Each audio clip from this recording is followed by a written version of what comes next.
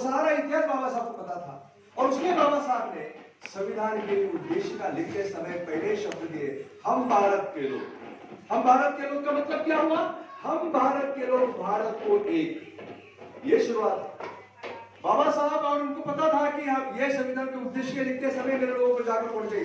संविधान पढ़ना इतना आसान नहीं है, मगर ये प्रस्तावित पढ़ने से आपको तो बातें समझ में आई कि क्या हमको क्या चाहिए। बाबा साहब कहते हैं कि भारत के लोग, भारत कैसा होना चाहिए ये भारत के लोग तय करेंगे, सरकार तय नहीं करेगी, कोर्ट तय नहीं करेगी। सुप्रीम कोर्ट जो है सबसे बड़ा उसको कोर्ट बोले, सुप्रीम कोर्ट है, सुप्रीम कोर्ट भी तय नहीं करेगा कि भारत कैसा चलेगी।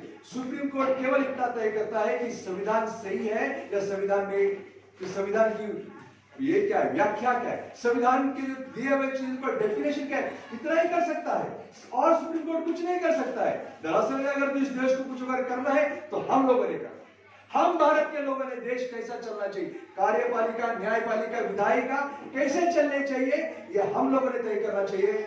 मगर विडंबना है, 75 साल हो गए, हमें ये पता ही नहीं था, हमें अभी भी पता नहीं है कि भारत के लोग हमारे महाबली शक्ति कितनी। इस संविधान के उद्देश्य का देख डॉक्टर बाबा साहब अम्बेडकर ने सबसे अगर शक्तिमान अगर किसी को बनाया है तो भारत के लोगों को बनाया है। मगर 75 साल में ये लोगों ने षड्यंत्र किया और ये बात हमारे समझ में नहीं आ रही थी कि दरअसल में इस देश का अगर कोई सबसे अगर कोई कीमती चीज है तो वो भारत के लोग, समझ में नहीं आने दी। बाबा साहब ने हमें इतना इतना गर्वान्वित किया, बाबा साहब ने हमें इतना शक्तिशाली किया ये संविधान देके, मगर आज भी हम गुलाम है, आज भी हमें गुलामी की खाई है। साथियों,